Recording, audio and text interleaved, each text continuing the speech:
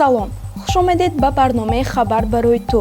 рӯзҳои охир як саволи баҳсангез ҳамаро дар ҳайрат овардааст. Сабаб чи аст ки дар оғози соли нав сарзадани сӯхторҳо дар саросари кишвар зиёд ба чашм мерасад? Дар ду тарабхонаи маъруфи Тоҷикистон, яке баҳори аҷам санаи 2 январи соли 2022 воқеъ дар шаҳри Хуҷанд ва дигаре дар тарабхонаи Яккасарой, ки дар пойтахт ҷойгир аст, санаи 7 январи соли 2022 сӯхтор ба амал омадааст. Сабаби сар задани сӯхторҳои зиёд дар соли 2022 дар чист?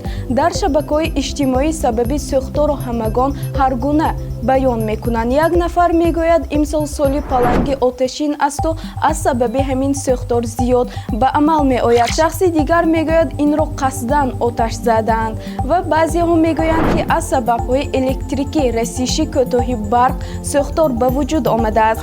Албатта ҳар як шахс фикру ақидаҳои гуногун дорад. шумо дар ин бора чӣ мегӯед? Сабаби сӯхторро дар чӣ мебинед? Фикру ақидаҳои худро нависед. То ин дам бо шумо будам ман Мафтуна Гадоибоева. То хабари навбати, хайр.